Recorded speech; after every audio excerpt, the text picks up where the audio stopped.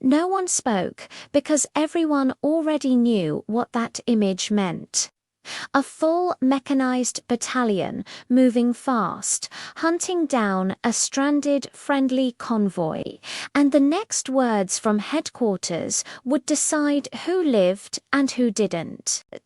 Like, subscribe, and click the bell icon for more stories. They said no one could stop them.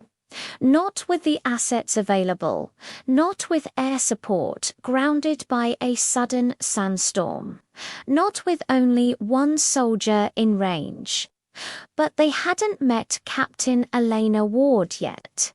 The camera would slowly push in on her face as she stood outside the command tent, desert wind whipping sand against her goggles.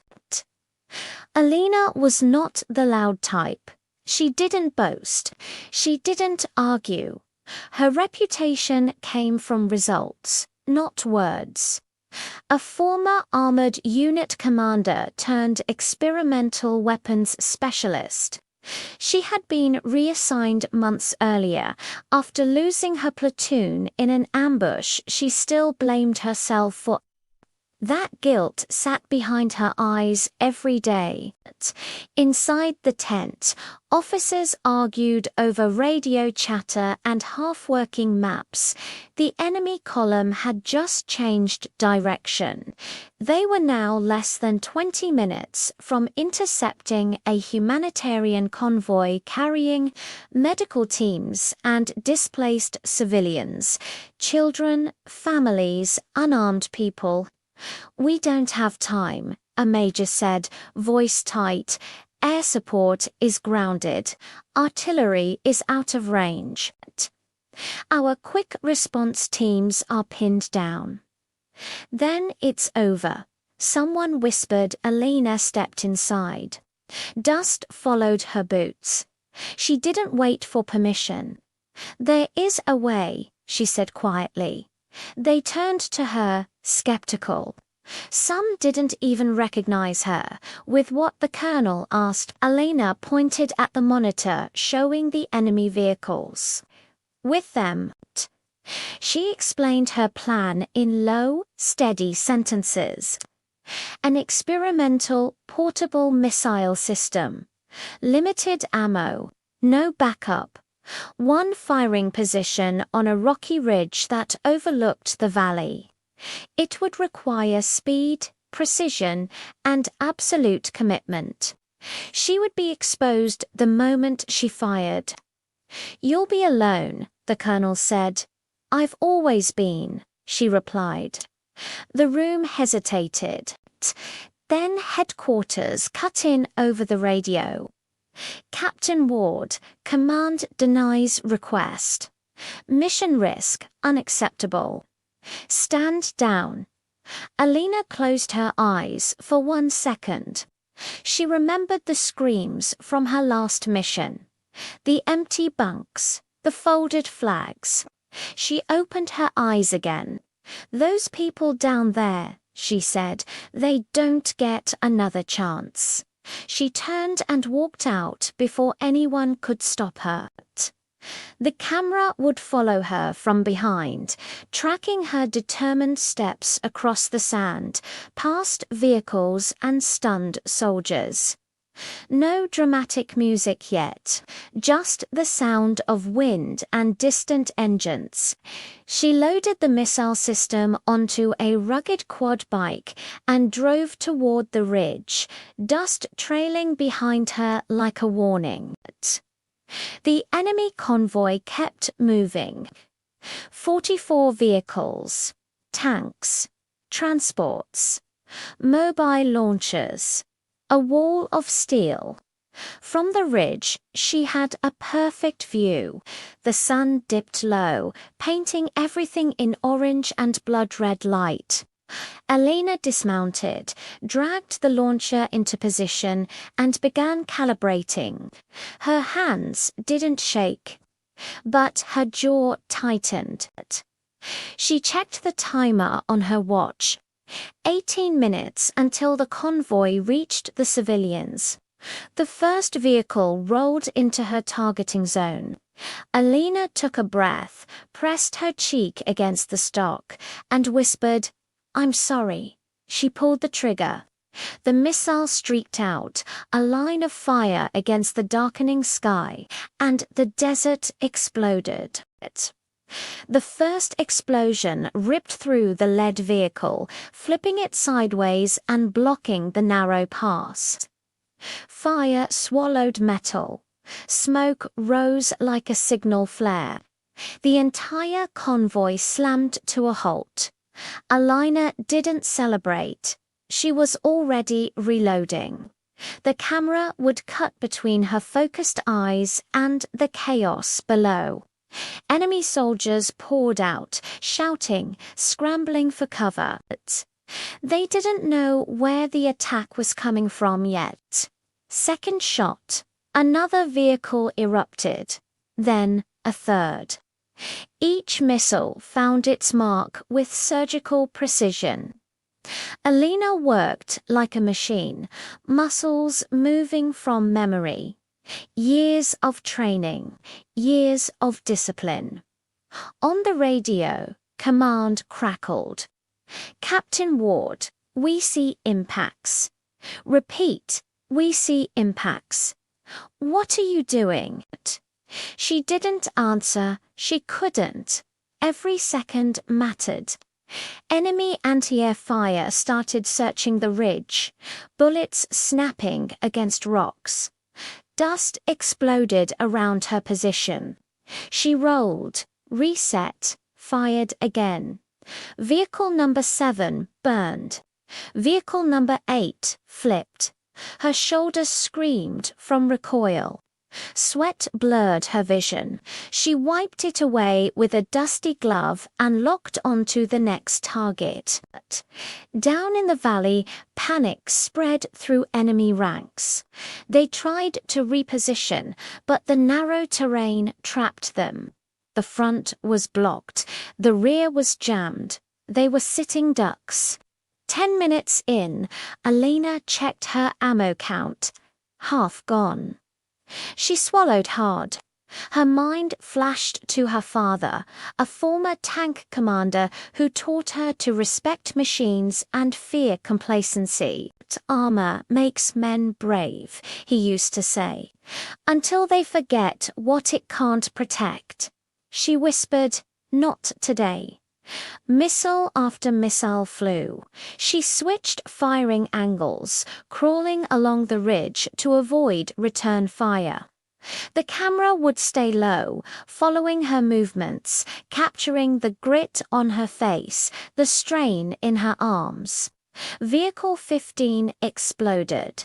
16, 17. Her radio burst again. "Alina, this is command. You've already destroyed over a dozen vehicles. You need to extract—" "No," she said calmly. "They're not done." Enemy units finally pinpointed her location. Heavy rounds hammered the ridge. Rocks shattered. Shrapnel sliced her cheek. Blood ran, but she ignored it. She adjusted, fired. Vehicle 22 burned. She exhaled slowly, forcing her heartbeat down. Training took over. Sight, breath, trigger. But the enemy adapted.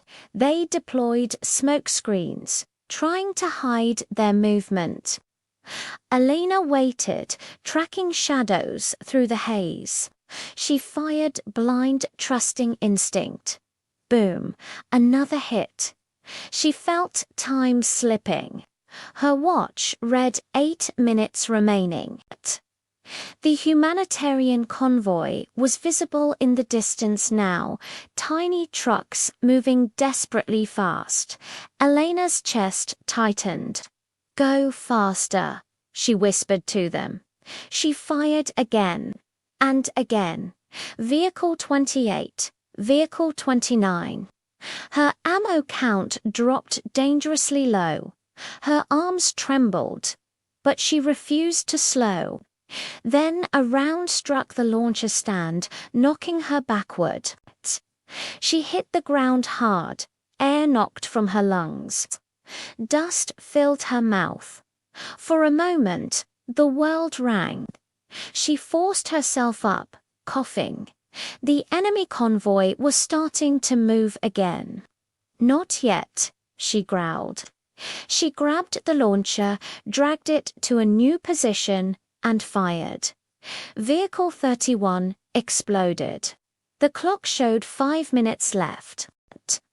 By now, the entire battlefield knew her position. Enemy fire poured toward the ridge in waves. Explosions rocked the ground around her. Alina ducked behind a boulder as shrapnel whistled past her ears. Her breathing was heavy, her muscles burned. She checked her ammo. 7 missiles left. 7 targets. No, 13 more vehicles remained. Her heart sank. For the first time, doubt crept in. She looked toward the civilians. They were closer to safety now, but not far enough. One enemy breakthrough would be enough to end them. Command's voice shook through the radio. "Alina, you've done more than anyone could. Fall back. That's an order." She pressed her forehead to the rock. "I can't."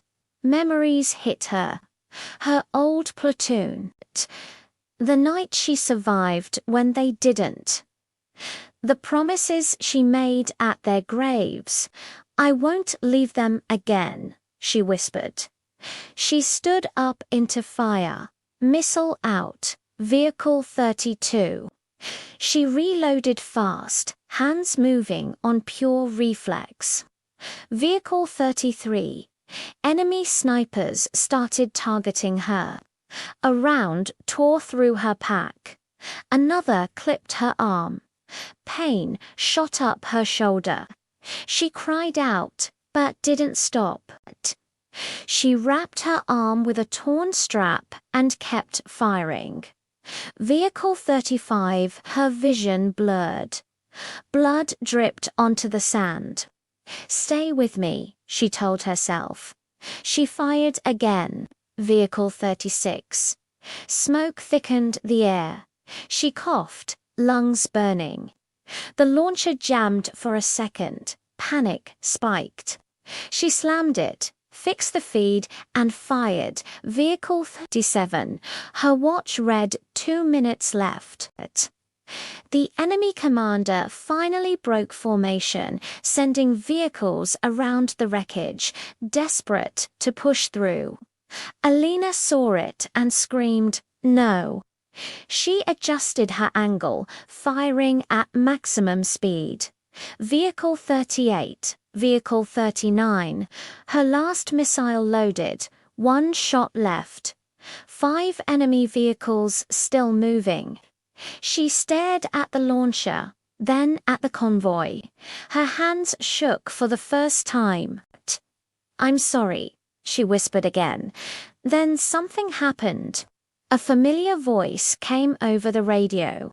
"Alina, this is Sergeant Cole." Her eyes widened.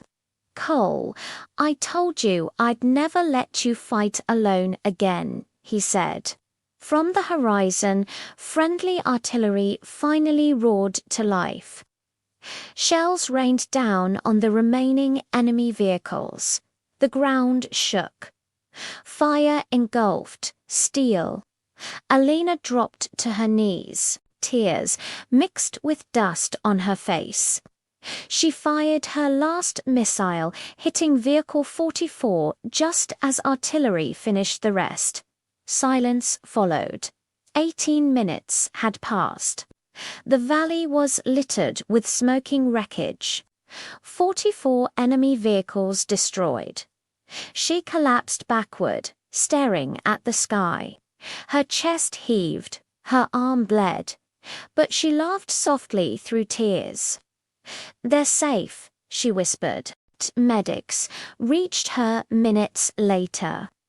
The camera would stay close as they bandaged her wounds.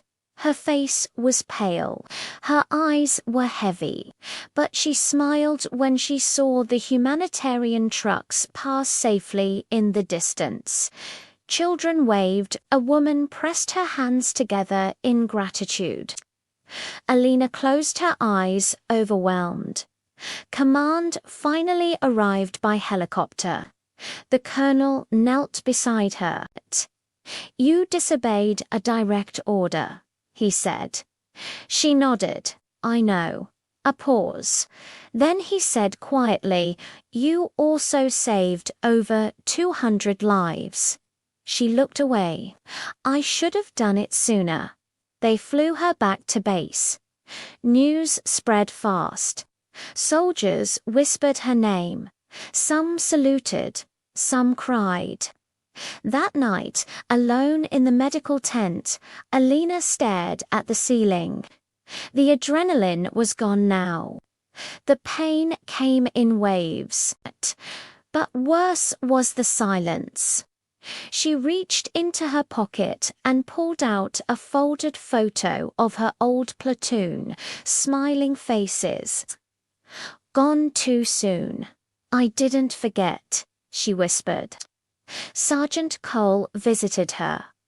"You did good today," he said. She shook her head. "I just didn't quit." Days later, Command held a briefing. They played footage of the battle. 44 explosions. 18 minutes. History made. But Elena didn't watch. She sat outside, listening to distant training drills. A young female recruit approached her, nervous. "Captain, I want to be like you."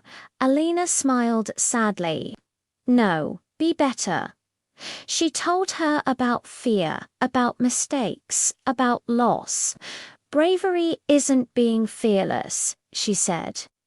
"It's standing up when you're terrified."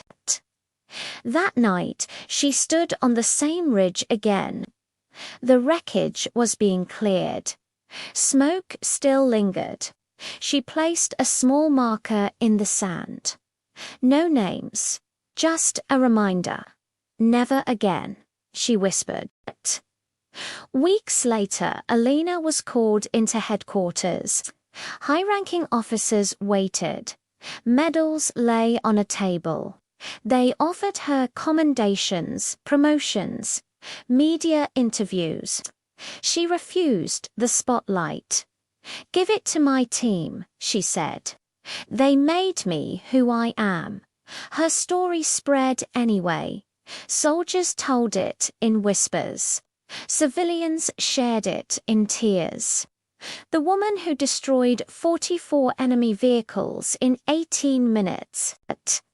But Alina didn't see herself as a hero. She saw herself as someone who chose not to walk away. One evening, she visited a refugee camp. The same families she saved. A little girl ran up and hugged her leg. "Thank you," the girl said. Alina knelt and hugged her back, tears filling her eyes. That night, alone, she finally allowed herself to cry. For her past, for her friends, for the weight she carried, but also for hope. The camera would slowly pull back as she stood at sunrise, looking over the desert. Scars on her arm, fire in her eyes. She whispered, "I'm still here." And somewhere in the distance, a new generation watched, learning what courage really meant.